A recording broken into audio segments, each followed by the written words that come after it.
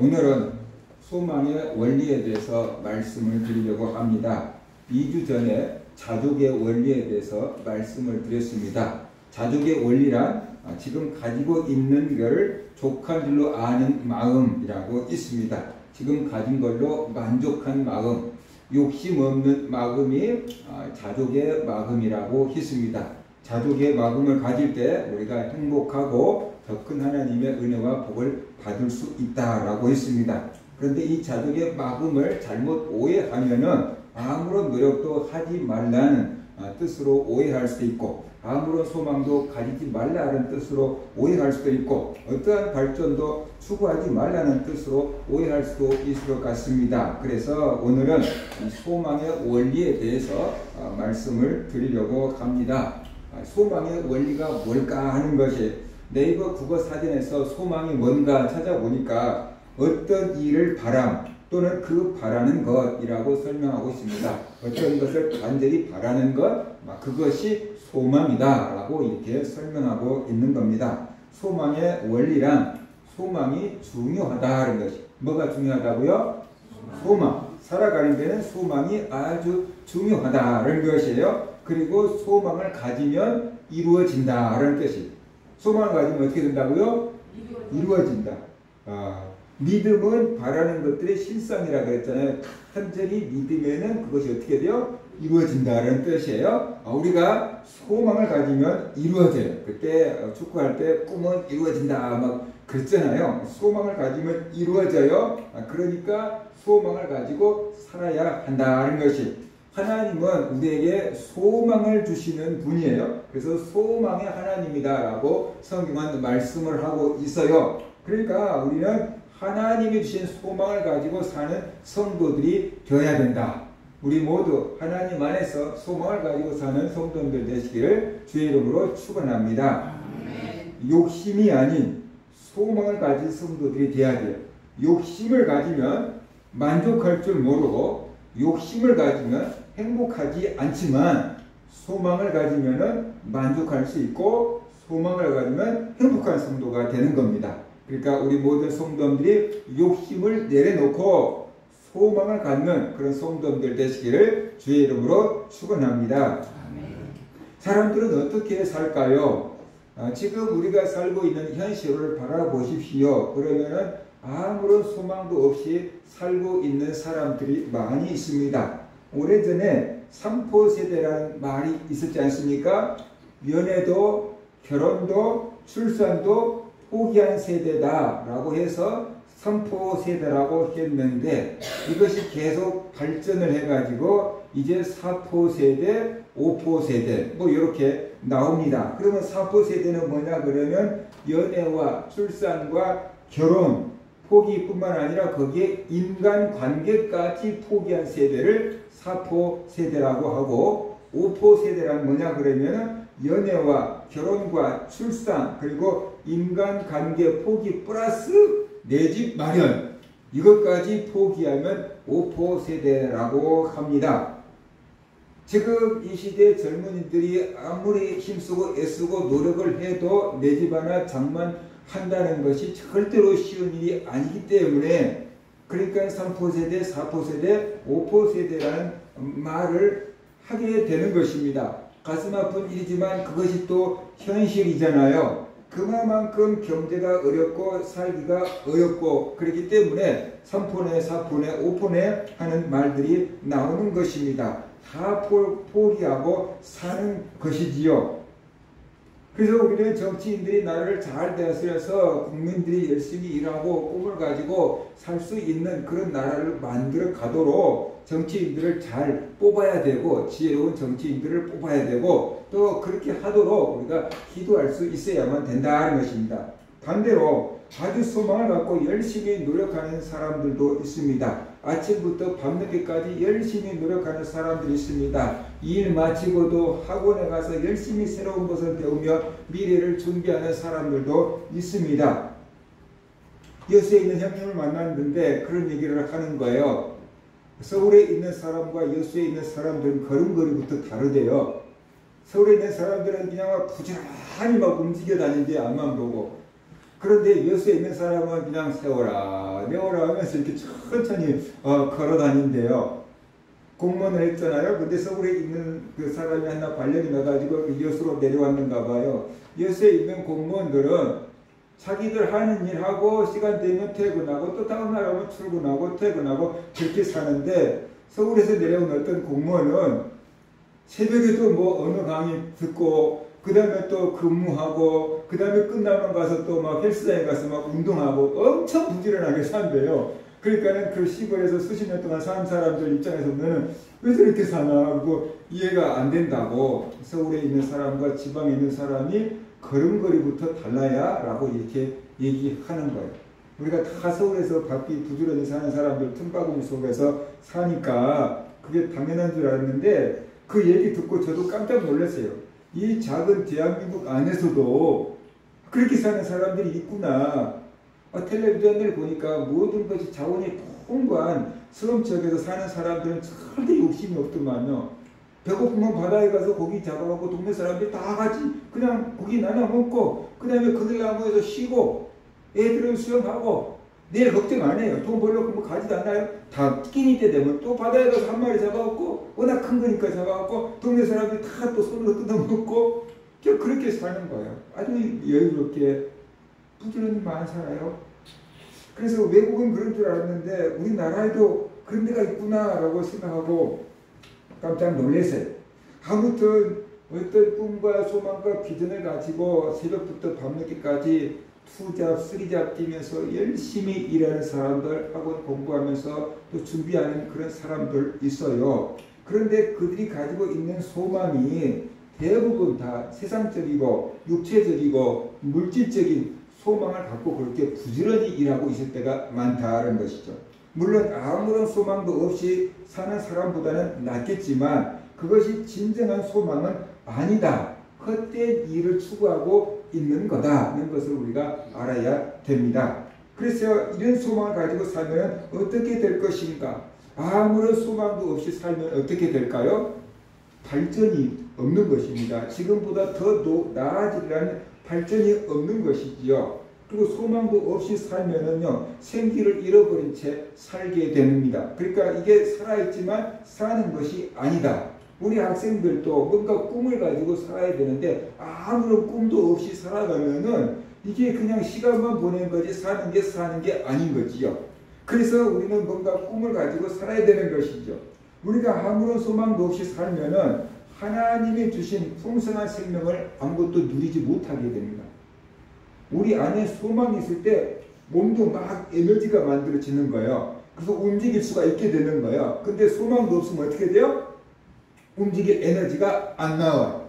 제 바로 위에 있는 형님이 교회 다닌 자매하고 이렇게 데이트를 했는데, 사귀었는데, 이게 처음 데이트 하기도 전에 마음에 든 게 있었는가 봐요. 그래가지고 이제 그 자매가 새벽 예배를 나가니까 이제 우리 형도 이제 새벽 예배를 나가는 거예요.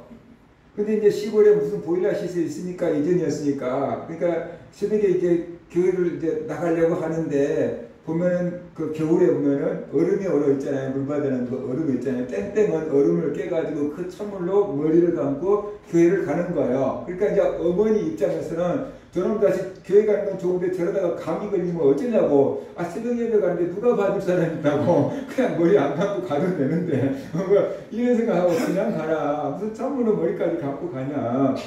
뭐 이렇게 얘기했는데 끊임없이 새벽에 일어나서 머리를 감고 찬물로 머리를 감고 교회를 가는 거예요. 그러니까 우리 어머니가 견디다 못해서 전도사님한테 가가지고 제발 새벽에 머리 감고 오지 않아도 된다고 얘기 좀 해주세요. 제가 새벽에 교회 가다가 감기 걸릴 것 같아요. 전도사님이 얘기해도 소용없어요. 자기네 누구한테 보이려고 그런 거예요? 그 자매한테 잘 보이려고 새벽에 찬물로 머리 감고 가는 거예요. 그러니까 소망이 있으니까 어떻게 돼요? 그 새벽 잠을 깨고 일어나가지고 그 추운데 찬물로 머리 감고 교회 가서 기도하고 또 얘기하고 데이트하고 뭐 그렇게 오는 거예요. 결국 결혼을 했지만 소망이라는 것은 사람을 이렇게 생명감 있게 만드는 거예요. 그렇지 않으면 늦잠 자야 될 사람이 새벽 예배 가서 그 자매 만나야지라는 그 소망이 있으니까 그 새벽에 일어나는 거예요. 이게 잘 보여야지라고 생각하니까 어떻게 돼요? 찬물로 머리 감고 가는 거예요. 그래서 소망은 사람을 이렇게 움직이는 힘이 나게 해요. 그래서 우리 학생들도 이 소망을 가지면은 공부할 수 있는 의욕이 생기고 학교 가고 학원 갈 수 있는 그 에너지가 그 속에서 생기는 거예요. 근데 아무런 소망도 없이 그냥 학생이니까 공부해야 돼 라고 하면은 그냥 어쩔 수 없이 따라다니는 그런 사람이 된다는 거예요.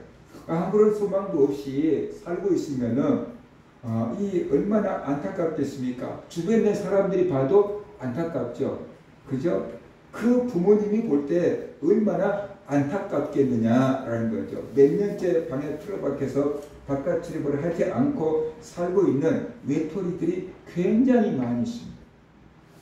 그 부모들이 보면 얼마나 답답하고 얼마나 안타깝겠는가라고 우리가 생각을 해봐야 돼요.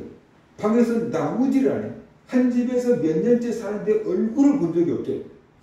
한 집에서 5년을 살았는데 얼굴을 본 적이 없대요. 그러니까 엄마가 밥 차려놓고 출근하면은 슬그머니 나와가지고 지방에 갖고 들어가서 거기서 밥 먹고 내놓고 끝나는 거예요. 그러더니 5년 만에 애가 방 밖에 나와가지고 엄마 병원 가야 될 것 같아요. 그러더라는 거예요. 그래서 왜 그럴까? 자기가 그렇게 학교 그만두고 방 안에 처박혀 있는데 남자니까 나이가 되니까 군대 갈 때가 돼버린 거예요. 신체 검사를 받아야 될 때가 있는 거예요. 그러니까 집에서 컴퓨터로 막 검색해 봤을 거 아니에요. 그러니까 정신병원에 가가지고 정신병 진단을 받으면은 군대를 이제 빠질 수 있다. 이제 이런 것들을 이제 상담을 받았나 보죠. 그러니까 컴퓨터로 병원에 예약을 해놨다는 거예요. 그래서 이제 병원에 가겠다고. 그러면서 5년 만에 방 밖에 나왔다는 거예요. 근데 그런 사람이 한두 명이 아니고 서울에도 굉장히 많고 대한민국에도 아주 많다는 거예요. 갈수록 많아져서 국가적인 문제가 되고 있다는 것이. 그런 사람들은 여자친구한테 상처받고 아니면 회사에서 잘리고 학교에서 왕따 당하고 여러 가지 이유가 있어서 그렇게 되겠지만 결국 환경의 문제라기보다는 이것이 발단이 되기는 했는데 그들의 마음의 문제인 거죠. 그들이 마음이 건강하면은 그런 것들을 능히 이겨내고 극복하고 깨고 나올 텐데 마음이 위축되니까 두려움에 사로잡히니까 그렇게 집안에 처박혀서 방 밖은 위험해 그리고 나오지 못한 것이에요. 그것은 몸의 문제가 아니다. 그것은 환경의 문제가 아니다. 그것은 마음의 문제다. 그렇게 두려워하게 하고 바깥 출입을 금하게 하고 어두컴컴한 방에 틀어박혀 있는 것을 좋게 만드는 악한 것에 작용이 있을 수도 있다. 그런 것을 우리가 알아야 되는 것이죠. 그래서 그들을 방 밖으로 끌어내서 사회에서 건강하게 활동할 수 있게끔 해주려고 정부에서 굉장히 마금을 쏟고 있어요. 많은 물질을 투자해서 보건소에서도 그런 사람들을 상담 한 10번 정도 상담받을 수 있게끔 길을 열어놨는데 그들이 스스로 상담받으러 나오냐는 거예요. 안 나온다는 거예요. 그러니까 정부에서는 나와 고쳐줄게 했는데 그들은 절대로 안 나오니까 정부의 어떤 노력이 지금 먹혀들지 않고 있다는 것을 우리가 알아야 되는 거죠. 그들을 야단치고 꾸중하고 책망할 것이 아니고 그들의 그럴 수밖에 없는 현실과 그들의 마음을 우리가 이해하면서 위로해주고 격려해주고 용기를 주고 기도해줘야만 된다는 것이 이 나라를 이끌어가 나아야 될 젊은이들이 그러고 있는 젊은이들이 지금 굉장히 많이 있어요. 사회적인 낭비예요. 그래서 우리가 다 나와서 교회에서 이렇게 예배를 드리고 있으니까 다 이렇게 활동하고 있을 거라고 생각하면 안 돼요. 이게 나온 것을 엄두를 못 내고 있는 사람들이 굉장히 많다니까요. 언젠가 제가 말씀을 드렸잖아요. 저희 교회 어떤 교회에서 일주일에 한 번 그쪽 지역에 있는 청년들에게 집밥을 제공합니다 라고 해서 당근마켓에 올렸대요. 몇 시부터 몇 시까지 교회 교육관에서 식사를 제공합니다. 그러니까 이제 처음에는 김가는가 했는데 몇 사람들이 와서 보고 이제 진짜네, 괜찮네, 맛있어 뭐 이렇게 이제 올리고 댓글을 달았을 거 아니에요. 그러니까 이제 갈수록 거기 이제 식사를 하는 사람들이 많아지는데 어떤 자매가 와서 목사님한테 이런 편지를 써줬다잖아요. 저는 3년 동안 집 밖에를 나와 본 적이 없습니다. 화장도 할 이유가 없습니다.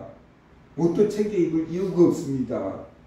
그런데 여기에 매주 화요일날 이게 저녁 식사를 하러 나오느라고 일주일에 한 번씩 화장을 하고 옷을 입고 외출을 합니다. 저를 집 밖으로 나올 수 있게끔 해주셔서 감사합니다 하고 목사님한테 편지를 써서 주더래요. 그 편지를 받아보고 목사님이 너무 감동, 세상에 이런 사람도 있구나. 우리는 그냥 한 건데 이렇게 큰 도움이 될 줄은 몰랐다고 그러더라고요. 그래서 언제든지 오세요. 언제든지 오세요. 그래서 권사님도 집사람들이 몇 분이 투자가 되어 투입이 돼서 계속 그렇게 집밥을 집에서 먹는 것처럼 손수 대해서 해서 제공을 하고 있다라고 해서 왜 그 일을 하셨습니까? 라고 했더니 서울에서 자기가 사는 지역에 청년들이 제일 많대요.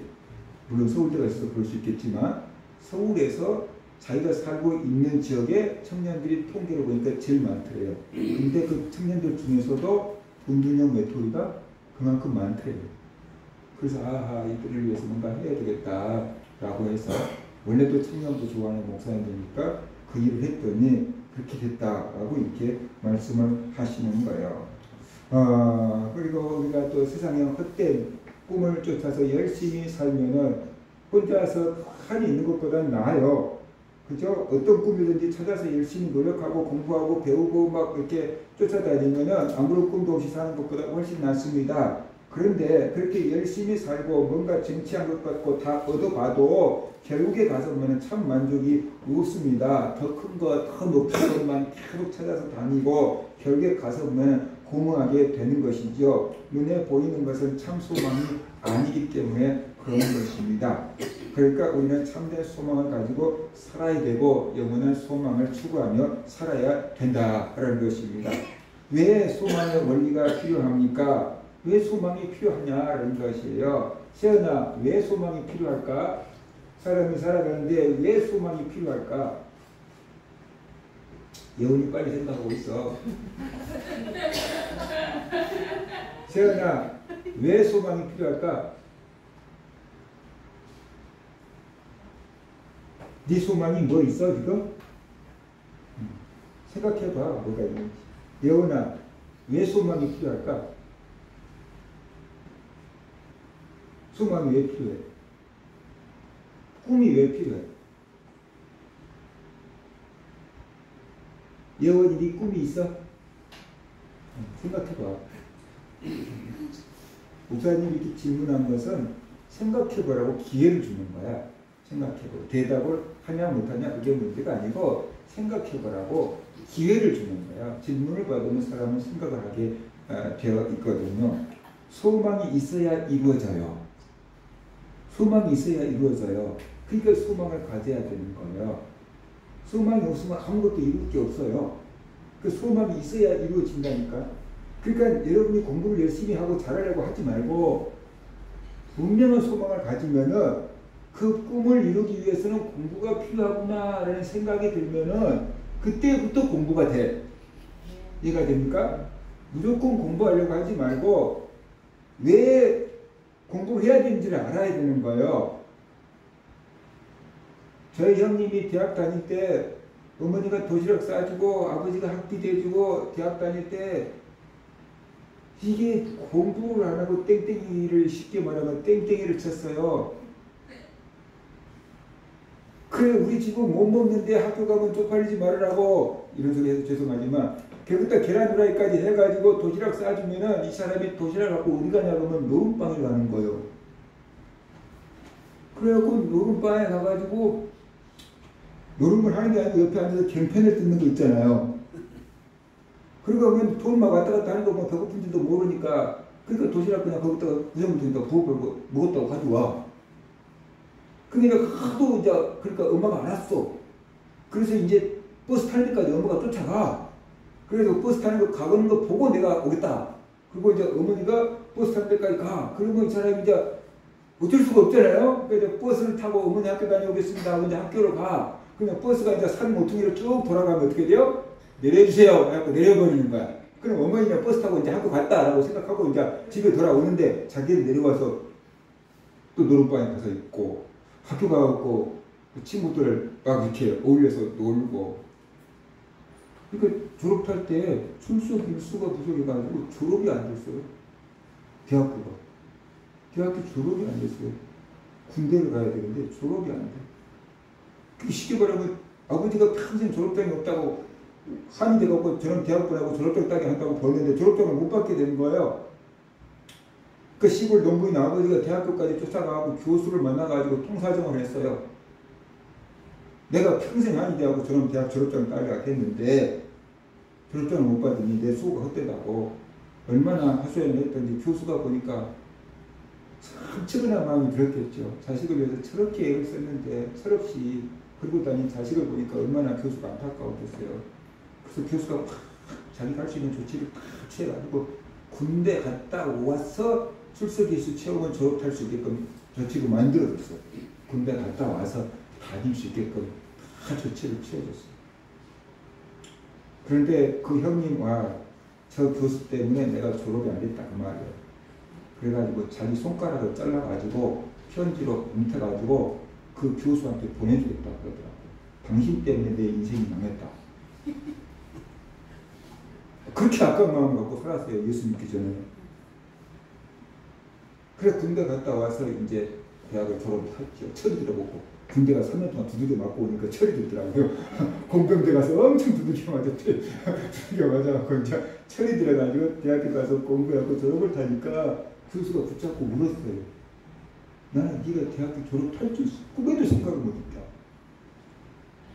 네가 사람 대하고 졸업을 타다 보니까 내가 뭐 감격해서 눈물이 나온다고 교수가 끌어안고 막 울었어요.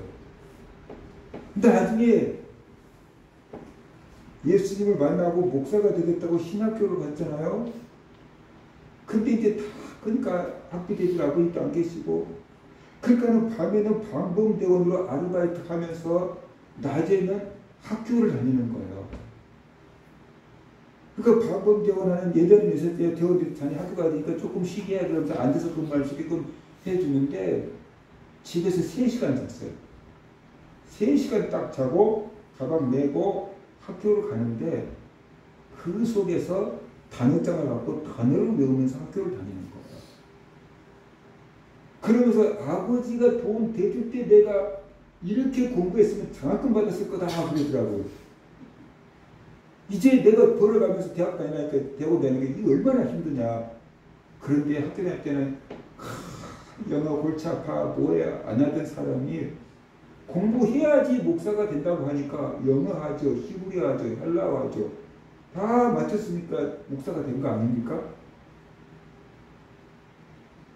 자기가 이 길을 거쳐가야지 목사가 된다고 생각이 되니까 자기는 목사가 돼야 된다는 걸 알았으니까 그러니까 공부를 그렇게 나이가 많이 들었고 하더라고요.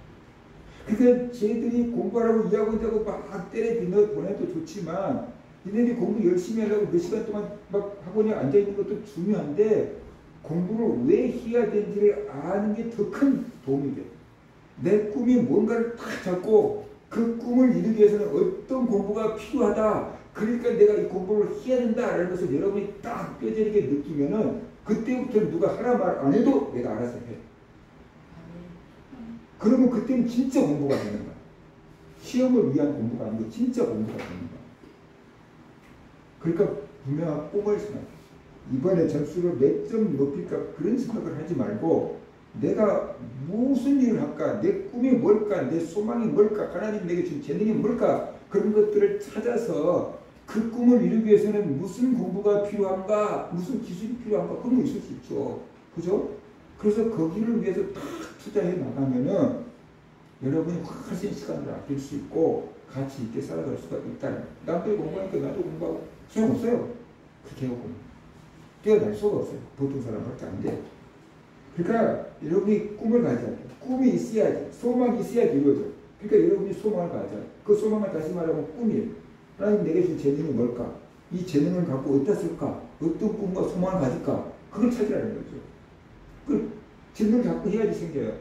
질문. 바뀌어도 상관없어요. 오늘은 선생님했다가 내일은 간호사였다가 다음날은 뭐 사업가였다가 그게 바뀌어도 상관없어. 근데 계속 가져야 돼. 찾아봐야 돼. 그러다가 뭐 진짜 자기 꿈을 찾을 수가 있기 때문에 그런 것입니다. 그리고 소망이 있으면 살아가는 힘을 얻게 돼요. 아까 말한 것처럼 소망이 있으면 에너지가 넘치는 삶을 살게 되고 살아갈 수 있는 힘을 얻게 되니까 소망을 가져야 되고요. 소망이 있으면요 어려움을 이길 수 있는 힘을 얻게 돼요. 아무리 잘난 사람도 어려움은 당하기 마련이거든요.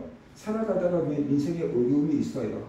내가 해결하기 힘든 어려운 문제도 있어요. 그런데 소망이 있으면 그 어려움을 이겨낼 수 있는 힘이 나와요. 그런데 소망이 없으면 그 자리에서 꺾이고 말아요. 그러니까 부모님들이 아빠가 아이가 팍 머리 싸매고 들어 누워있다가도 애가 배고파 그러면 밥 차려주고 또 누워있더라도 일어나서 밥 차려줄 수 있는 힘이 나오는 거야.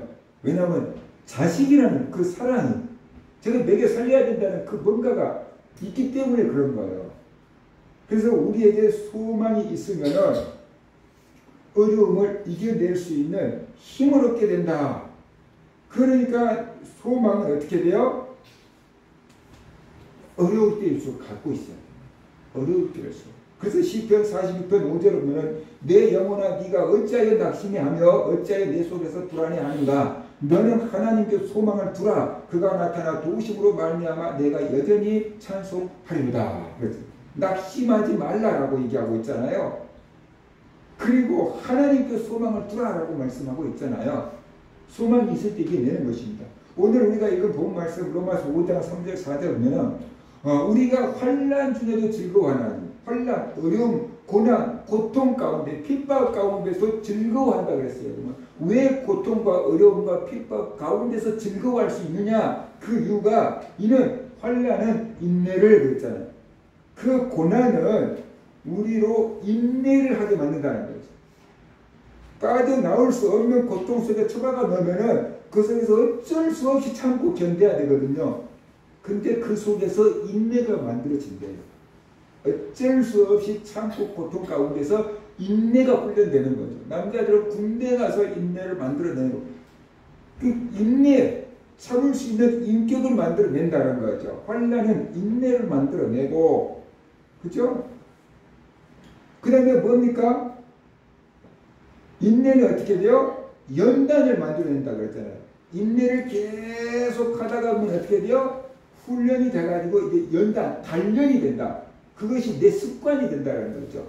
좋은 의미에서 참을 수 있는 습관이 딱 만들어진다. 연단이 되는 거죠. 연단. 그래서 우리 속에 있는 불순물들이 다 빠져나가고 좋은 성품이 딱 만들어진다는 것이에요. 그렇게 되면 연단은 어떻게 돼요? 소망을 이룬 줄 압니다. 그렇게 되면 소망이 이루어진대요. 그러니까 우리가 진짜 소망을 가지면은 그 소망을 이루려고 한다 그러면 뭐가 따라오냐 그러면 환난이 따라온대요. 고통, 어려움, 그게 따라온다는 거죠. 꿈을 이루려고 하면 어떻게 돼요? 힘든 일이 반드시 있다는 거죠. 근데 그 힘든 일이 계속 되면서도 우리가 인내할 수 있는 일은 소망이 있기 때문에 인내할 수 있다는 거죠. 국가대표 선수들이 올림픽에서 메달을 따기 위해서 명절도 다 포기하고 집에 안 가고 거기서 선수촌에서 계속 훈련을 하는 거잖아요. 그죠? 그런데 그 훈련이 뭐냐 그러면 계속 똑같은 것을 반복하는 거예요. 계속 똑같은 것을 반복할 거 아니에요. 높이뛰기 하는 사람은 계속 높이뛰기를 반복할 것이고 야구하는 사람은 계속 공치는 훈련을 할 것이고 그죠? 그것이 연단이 되는 거예요. 똑같은 것을 계속하면 권투한 사람도 계속 주먹질하는 것을 훈련해 놓으면 나중에 정신이 없어도 주먹이 나간대요. 무의식 중에도 주먹이 나간대요. 반사적으로 나가는 것. 그것은 훈련이 됐기 때문에 나가는 거죠. 연습이 됐기 때문에 나가는 거죠. 요게 이제 연단을 받은 거죠. 연단. 그 정도가 되면 어떻게 돼요? 소망이 이루어진다. 그 정도 돼야지 메달을 딴다는 뜻이에요. 그 정도 돼야지 꿈이 이루어진다는 거죠.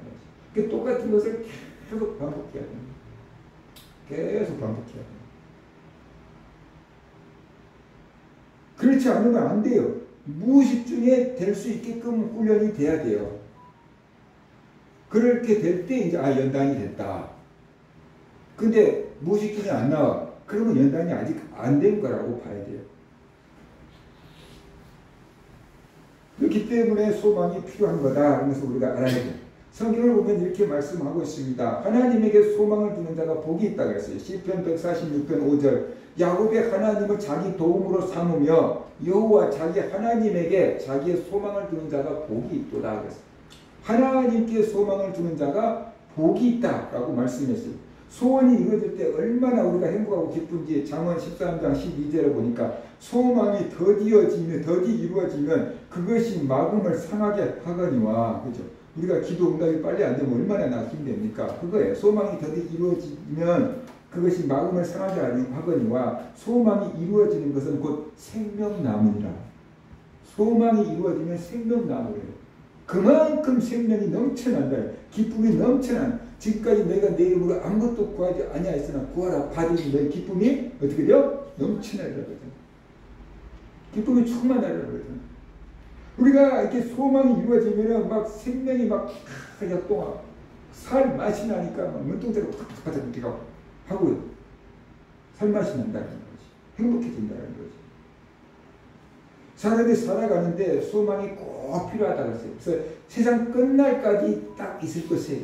사람들이 이렇게 물어보잖아요. 무인도에 네가 갈 때 세 개. 무인도에 딱 떨어진다면 가져갈 게 뭐냐? 세 개만 얘기해봐.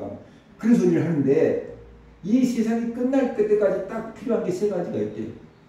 뭘까요? 고린도서 13장 13절. 그런즉 믿음, 소망, 사랑 이 세 가지는 항상 있을 것인데 그렇잖아요. 그 중에 제일은 사랑이라고. 그러니까 믿음과 소망과 사랑은 이 세상 끝날까지 있을 것이라.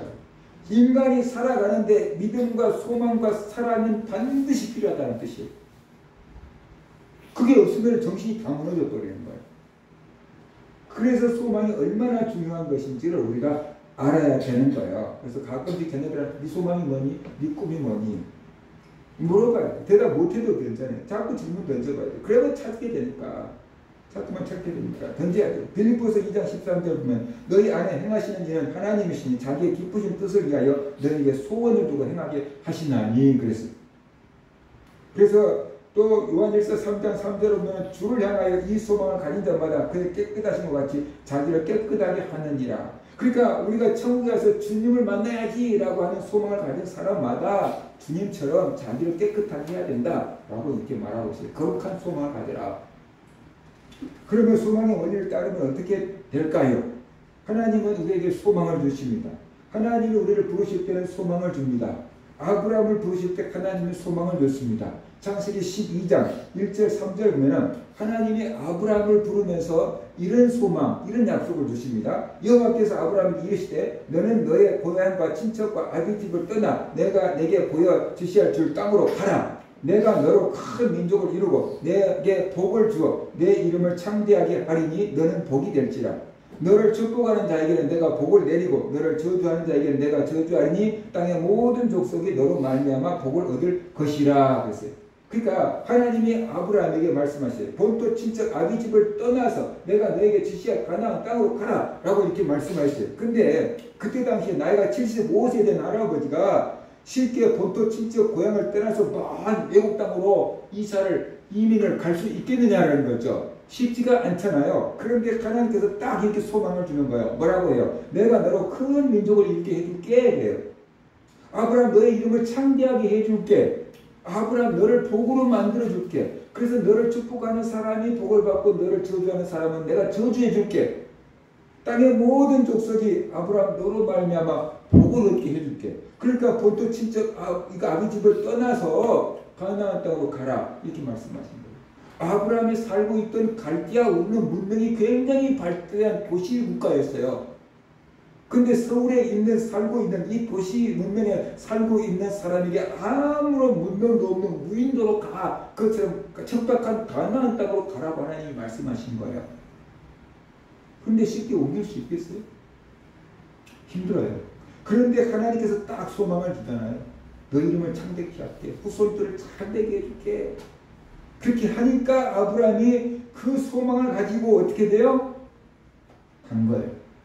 그저께 라디오 설교를 들으니까 목사님이 이렇게 얘기해요. 자기가 미국에서 목회를 할 때 우리나라 군수를 지냈던 분이 미국에 와가지고 청소부로 일하고 있었대요. 우리나라에서 군수를 지내신 분이 미국에 와서 청소부로 일하고 있는 거예요. 그래서 목사님이 자기 성도니까 우리나라 군수가 있었으면 그래도 괜찮은데 왜 미국까지 와서 이 고생을 하십니까? 라고 물었더니 그분이 이렇게 대답했다는 거예요. 나는 고생해도 괜찮습니다. 내 자식들이 이 땅에서 잘 될 수만 있다면 내가 청소부 아니고 뭘 해도 괜찮습니다. 자기 자식들 잘 되게 하려고 미국 와가지고 청소부, 우리나라에서 군수까지 하시고 미국 와서 청소부 하고 있는. 그러니까 아브라함 입장에 자기 후손들이 잘 되게 해주겠다고 하니까 아브라함이 그 후손들이 잘 되는 소망을 다 가진 거야. 나 한 사람 고생해서 후손들이 잘 된다면 그까지 못하겠느냐? 그 생각한 거예요. 그래서 문명이 아주 발달한 우리를 떠나서 아무도 살지 않는 가나안 땅, 그러니까 잘 알려지지 않는 그 가나안 땅을 향해서 이주를 하게 되었다라는 것이에요. 또 아브라함에게 하나님께서 아무런 자녀가 없을 때 하나님께서 아브라함을 밖으로 불러내잖아요. 밤중에 야 나와! 나오니까 저 하늘에 별 좀 봐라. 그러니까 거기에 별들이 그냥 쌓여있잖아요. 하늘에 별. 서울에서는 별이 안 보이니까 별도 없는데 셀 수 있는데 그런 데 가서는 막 셀 수 없는 많은 별들이 있는데 하나님이 아브라함에게 말씀하신 거예요. 저 별 좀 봐라. 내가 네 후손을 저 하늘에 있는 별처럼 많게 해줄게. 또 낮에는 바닷가를 데리고 가서 바다에 모래 좀 봐라. 내가 네 후손을 바닷가에 모래알 같이 많게 해줄게. 왜 하나님이 별을 보여주고 왜 모래알을 보여주실까요? 사람은 봐야지 소망이 생겨요. 견물생심이라고 했잖아요. 봐야지 소망이 생겨요. 보지 않으면 소망이 잘 안 생겨요. 뭔지를 모르니까. 그러니까 하나님께서 별을 보여주고 모래알을 보여주면서 이렇게 많은 후손들을 하나님이 자기에게 주실 거라고 하는 그 소망을 갖게 하신 것입니다. 하나님의 약속을 믿게 하신 것입니다. 그래서 아브라함은 그 소망을 가지고 그 힘든 인생을 살아간 것이에요. 소망이 있기 때문에 이겨냈던 거예요. 그래서 하나님께서 이렇게 많은 후손들을 주신다는 것을 믿고 살았고 결국에는 그 약속을 다 이루었다는 거죠. 아브라함에게서 얼마나 많은 후손들이 났습니까? 그렇죠? 이스라엘뿐만 아니에요. 중동 국가들도 다 아브라함에게서 나왔어요. 그래서 아브라함이 자기 자손들의 아버지예요. 그러잖아요. 아브라함이 이삭을 낳고 이스마엘을 낳았잖아요. 이스마엘 후손들이 중동 국가 사람들이잖아요. 그러니까 그들에게도 아브라함은 아버지였게. 이스라엘 사람들도 어떻게 돼요? 아브라함을 아버지라고 그래. 우리 예수 믿는 기독교인들, 전 세계에 있는 기독교인들이 아브라함이 우리 아버지라고 그래. 왜 누가 아버지냐? 믿음의 아버지야. 그러니까 얼마나 많은 사람들이 아브라함의 후손이라고 긍지와 자부심을 갖고 있냐는 거죠. 아브라함의 후손으로 오신 예수 그리스도를 통해서 이스라엘 나라가 세워지고 아브라함의 후손으로 오신 예수 그리스도를 통해서 어떻게 돼? 전 세계 인류가 구원을 받게 되잖아요. 복을 받게 되잖아요. 그러니까 아브라함에게 축복하는 사람은 하나님 복을 주고 아브라함을 저주하는 사람은 하나님이 저주하는데 그 소리가 뭐냐면 아브라함의 후손으로 오신 예수를 축복하는 사람에게 하나님이 축복하고 예수를 저주하는 사람에게 하나님이 저주를 내리는 거예요. 이게 이해가 됩니까? 그러니까 하나님이 아브라함에게 하신 약속이 다 이루어졌다니까요. 꿈을 가지면 이루어져요. 그래서 소망의 원리를 따르려면 우리가 어떻게 해야 됩니까? 성령을 받아야 돼요. 성령을 받아야 돼. 하나님이 우리를 부르셨으니까 우리는 예수 그리스도 안에서 소망을 갖고 살아야 돼요. 근데 우리가 예수 그리스도 안에서 소망을 가지려면 어떻게 해야 되냐? 성령 충만해야 돼. 성령이 충만하면 남녀노소 누구를 막론하고 꿈을 소망을 갖게 된다라고 말씀을 하고 있습니다. 요엘서 2장 28절에 보면 그 후에 내가 내 영을 만민에게 부어주리니 너희 자녀들이 장래 일을 말할 것이요 너희 늙은이는 꿈을 꾸며 너희 젊은이는 이상을 볼 것이며 이렇게 말하고 있어요. 그러니까 이 젊은이가 뭘 가져요? 꿈을 꾸고 늙은이도 뭐 꿈을 꾸고 막 이상을 보고 환상을 보고 이게 다 합쳐보면 비전인데 이게 다 합쳐보면 소망을 갖게 된다. 그런 뜻으로 우리가 볼 수가 있어요. 성령을 받으면은 나이가 작은 사람들도 꿈을 갖게 되고 나이가 많은 사람들도 꿈을 갖게 되고 젊은 사람들도 꿈을 갖게 된대요. 왜 그럴까요? 성령님이 꿈을 주시기 때문입니다. 성령님은 꿈을 꾸게 만들기 때문에 그러신 거예요. 젊은 아이들도 지금 꿈이 없잖아요. 나이 드신 분들은 이렇게 생각합니다. 내 나이에 무슨 꿈을 생각할 수 있어요? 내 나이에 무슨 꿈을. 저희 노회에서 제가 왔을 때 은퇴하신 목사님이 있었어요. 근데 그분이 은퇴하자마자 남아프리카 공화국으로 선교하러 간대요. 나이가 70, 은퇴했는데 남아프리카 공화국에 선교하러 가서 뭐 얼마나 하실 수 있을까? 은퇴한 지 거의 20년이 지났어요. 지금도 선교하고 계셔요. 가끔씩 한 번씩 나와서 노예 참여를 가는데 이제 원로 이제 뭐 노회장님이니까 대표 기도를 시키잖아요. 아직도 정신이 처럼처럼 엄청난 능력이 있어요. 나이가 80, 나 거의 90 넘었는데 지금도 남아프리카 공화국에서 선교하고 있어요. 아주 건강해요. 그러니까 내 나이가 몇 살인데 지금 꿈을 가져. 그렇게 생각하는 게 아니에요. 그 안에 성령이 들어가면, 그 안에 성령이 충만하면 연세가 많아도 어떻게 돼요?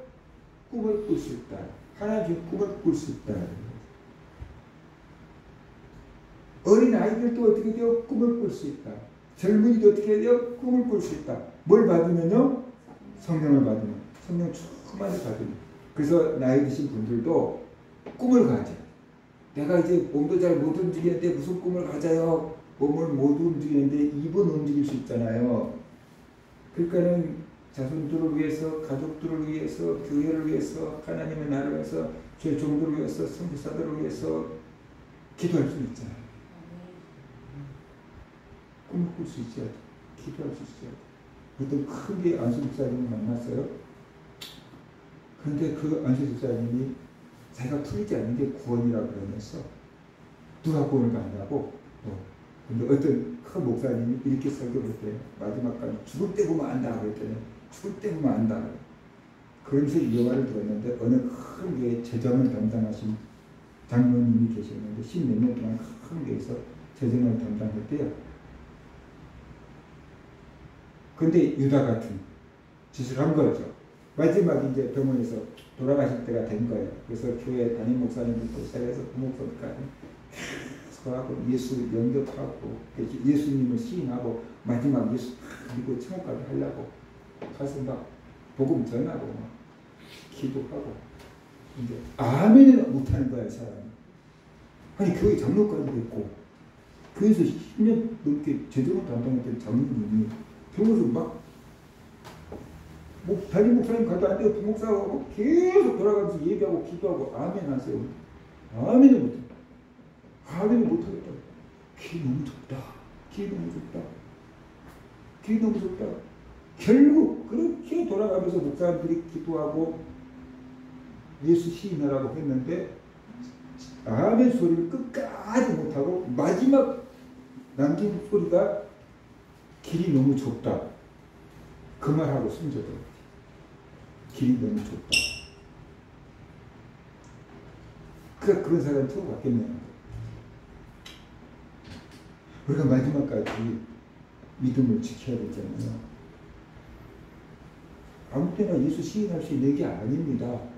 악한 것이 막으면 그게 안 됩니다. 그냥 맨 사람은 할 수 있어요. 근데 악한 것이 딱 목줄을 잡고 있으면 그게 절대로 시인이 안 됩니다. 못합니다. 예수님 믿고 기도하고 아멘 한다는 것 자체가 놀라운 일입니다.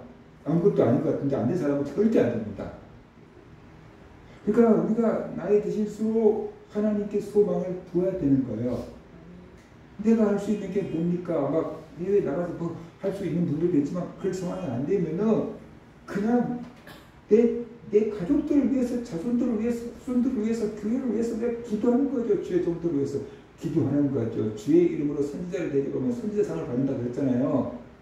그러니까 주의 종들을 위해서 기도하고 선교사들을 위해서 기도하고 교회 성도들을 위해서 기도하고 그러는 거죠. 이게 그럴 때 내 영이 맑아지고 그럴 때 나도 건강해지고 그럴 때 하나님의 은혜를 받고 그럴 때 후손들도 잘 되고 천국 가도 받을 상이 있지 않겠습니까? 그러니까 그럴 소망을 가지고 우리가 살아야만 된다라는 것이에요. 그래서 성령을 받아야 돼. 성령이 충만해지면은 하나님 안에서 영적인 꿈이 생겨요. 주의 일을 해야 되겠다. 성도를 위해서 기도해야 되겠다. 교회 봉사해야 되겠다. 가족을 위해서 기도해야겠다. 그 소망이 생겨요. 근데 그렇지 않으면 육체적인 소망밖에 안 생겨요. 그래서 우리가 성령 충만하면은 소망이 생긴다라는 것이에요.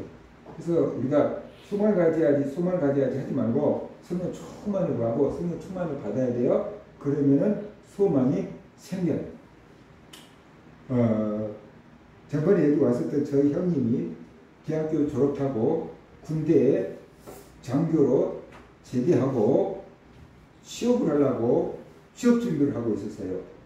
근데 취업 준비하다가 너무 어려우니까 이제 하나님한테 가서 도움을 청하자고 기도원을 데리고 들어갔는데 예수는 믿었는데 뭐 간신히 믿은 거지 막 싹 은혜 충만하게 믿었던 것은 아니에요. 근데 기도원에 가서 기도하다가 은혜를 받았어요. 방문을 받고 은혜를 받았어요. 그런데 이 사람 마음이 뭐라고 얘기하냐 그러면 내가 취업될 것 같아 그럴 거야. 이제 내가 은혜 받고 나니까 취업이 될 것 같아. 그러면서 내년에는 내가 자동차를 끌고 여기 올 수 있을 것 같아. 그런 거예요. 근데 그때 당시에는 몇십 년 전이니까 자동차가 이렇게 뭐 자가용이 대중화가 안 됐었거든요. 그래서 내가 속으로 무슨 생각했냐면 아직도 취직도 못한 사람이 언제 자가용 사가지고 끌고 여기 온다는 소리야. 그러면서 헛소리인 줄 알았거든요. 근데 기도원 갔다 와가지고 취업이 된 게 뭐냐면 현대자동차에 취업이 됐어요. 현대자동차. 카세이라는 그게 취업이 됐어. 그게 차 먹고 다니잖아. 그러니까 그런 마음이 딱 드는가 봐. 은혜를 받으니까 취업이 된다. 살아먹고 올 수 있다. 그 소망이 생기는 거야. 하나님 딱 깨달으면 느낌을 주는 거야 이렇게. 저 그때가 헛소리가 아니었구나. 진짜였구나. 그럴 거예요. 우리가 은혜를 받으면 학생들도 어디로 가야지, 뭘 해야 되지, 어떤 직업을 해야지 그게 어느 정도 감이 올 수 있어요. 그러니까 기도하고 은혜를 받으라라는 것이에요. 기도를 하고 은혜를 받으라라는 것이에요. 먼저 수련회 갈 때 꿈을 갖고 가. 하나님 만나야지. 하나님께 물어봐야지. 그 꿈을 갖고 가라고. 그냥 끌려가지 말고. 알았어요? 나도 고등학교 졸업하고 인생이 되게 안 풀리더라고.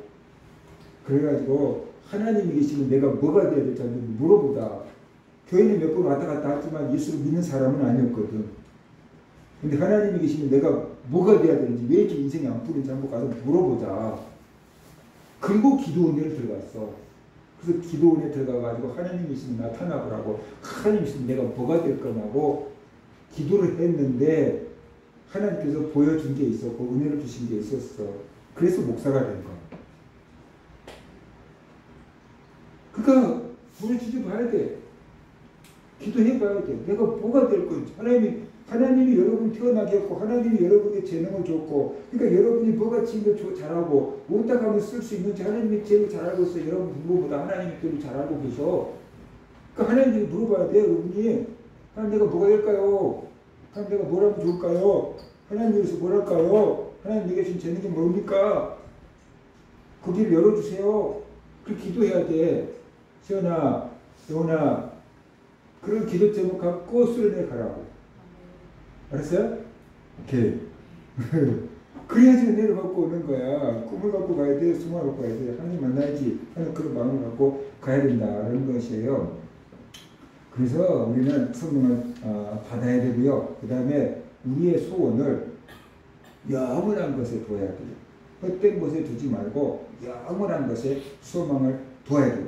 로마서 8장 24절 25절 보면 우리가 소망으로 구원을 얻었으며 보이는 소망이 아닌 보이는 것을 누가 바라리요. 만일 우리가 보이지 못하는 것을 바라면 참으로 기다릴지니라 그랬어요. 그래서 보이는 것은 소망이 아니고 보이지 않는 영원한 소망을 가지라라고 말씀을 하고 있어요. 무엇보다도 우리는 하나님께 소망을 둬야 됩니다. 디모데전서 4장 10절 이를 위하여 우리가 수고하고 힘쓰는 것은 우리 소망을 살아계신 하나님께 두민이 곧 모든 사람 특히 믿는 자들의 구주시라. 우리의 소망을 어디다 두라고요? 하나님께 두요. 하나님께. 우리는 어떤 일에 소망을 두려고 하잖아요. 어떤 물질에 소망을 두려고 하잖아요. 그러지 말고 우리의 소망을 하나님께 두래. 그러면 하나님께서 우리를 통해서 어떤 일을 이루어 가신다는 뜻이에요. 우리의 소망을 하나님께 두라 그런 것입니다.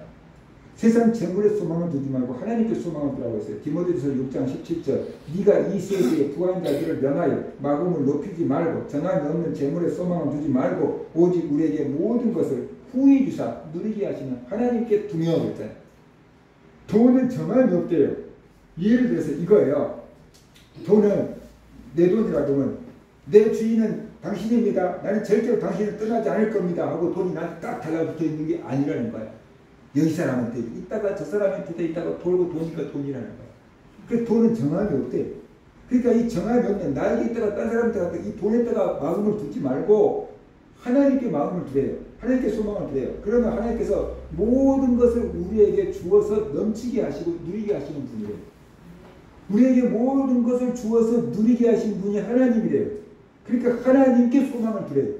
그리고 하나님께 소망을 두면 하나님께서 우리에게 필요한 걸 채우신대요. 지혜가 필요하면 하나님께서 지혜를 주실 것이고 건강이 필요하면 건강을 주실 것이고 하나님께서 우리에게 필요한 것을 주신대요. 그렇게 우리의 소원을 어떻게 돼요? 하나님께 두라. 이렇게 말씀하죠. 어떤 돈에 소망 두지 말고 일에 소망 두지 말고 하나님께 소망을 두라. 그러면 하나님께서 여러분에게 필요한 것을 채우신다. 공급하신다. 누리게 하신다. 라고 말씀하고 있어요. 그리고 우리는 천국의 소망을 둬야 돼요. 요셉 알잖아요. 요셉 형들이 요셉을 부를 때 뭐라고 불렀어요? 꿈꾸는 자. 뭐라고요? 꿈꾸는 자. 요셉이 오는 걸 보고 제가 꿈꾸는 자가 오는도다 그랬어요. 근데 그건 좋은 소리가 아니었어요. 비아냥거리고 놀리는 소리였어요. 우리가 꿈을 꾸면은 꿈이 없는 사람은 우리를 비아냥거리고 놀려요. 왜냐하면 자기가 꿈이 없기 때문에 꿈을 가지고 있는 사람을 이해를 못하거든요. 그래서 꿈이 없는 사람은 꿈꾸는 사람을 말도 안 되는 소리 하지만 그러면서 놀린다고 말이에요. 요셉을 향해서 꿈꾸는 자라고 놀렸어요. 그런데 우리가 알고 있는 요셉의 꿈, 뭐 높아질 거라고 하는 그런 꿈 말고 더 큰 꿈이 있었어요. 요셉에게는. 뭐가 있었을까요? 요셉은 하나님의 계획을 딱 알았어요.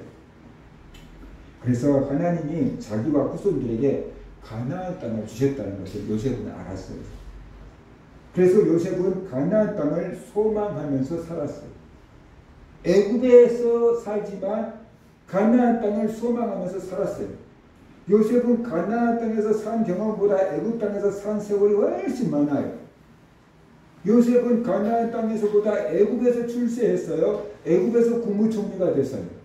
애굽에서 요셉 모르는 사람이 없어요. 요셉은 애굽에서 부귀영화를 누렸어요. 애굽은 가나안 땅보다 어마어마하게 물질 문명이 발달한 곳이 바로 애굽 대제국이었어요. 그런데 요셉은 이 애굽에다가 마음을 쏟지 않고 가나안 땅을 소망하면서 살았어요. 그래서 반드시 이스라엘 백성들이 애굽에서 나와서 가나안 땅으로 돌아갈 것을 아셨어요. 그래서 자기가 죽기 전에 유언을 남깁니다. 내가 죽거든 내 유고를 애굽에다가 매장하지 말고 가나안 땅에 가지고 가서 매장하라. 그렇게 말합니다. 창세기 50장 24절 25절 보면 요셉이 그 형제들에게 이르되 나는 죽을 것이나 하나님이 당신들을 볼 것이고 당신들을 이 땅에서 인도하여 내사 아브라함과 이삭과 야곱에게 맹세하신 땅에 이르게 하시리라 하고 요셉이 또 이스라엘 자손에게 맹세시켜 이르기를 하나님이 반드시 당신들을 돌보시리니 당신들은 여기서 내 해골을 메고 올라가겠다 하라 하였더라. 요셉이 죽었는데 애굽에 장사 지냈을까요? 안 지냈을까요? 안 지냈어요. 요셉을 매장했다는 말이 없어요. 요셉을 쉽게 말하면 미라로 만들었든지 유고를 만들어갖고 그냥 놔두고 있었어요. 땅에 묻지가 않았어요. 왜냐하면 언제든지 애굽에 가져가려고. 그래서 결국 이 모세가 이스라엘 백성들을 애굽에서 이끌고 나오잖아요. 그때 출애굽기 13장 19절을 보면 모세의 유고를 들고 나왔어요. 모세가 요셉의 유고를 가졌으니 이는 요셉이 이스라엘 자손으로 단단히 맹세하게 하여 이르기를 하나님이 반드시 너희를 찾아오시리니 너희는 내 유고를 여기서 가지고 나가라 하였습니다. 모세가 요셉의 유고를 가지고 나왔어요. 그때까지 요셉을 땅에 묻지 않은 거예요. 그리고 여호수아가 가나안 땅을 정복하고 낙이 다 안정이 됐을 때 이스라엘 백성들이 요셉의 유고를 가나안 땅에다가 그때서 매장을 합니다. 여호수아서 24장 32절 보면은 또 이스라엘 자손이 애굽에서 가져온 요셉의 뼈를 세겜에 장사하였으니 이곳은 야곱이 100크시타를 주고 세겜의 아버지 하몰의 자손들에게서 산 밭이라. 그것이 요셉의 자손의 기업이 되었더라. 야곱이 산 매장지에 요셉을 장사 지냈어요. 그러니까 요셉은 가나안 땅에 대한 소망을 가지고 살았어요.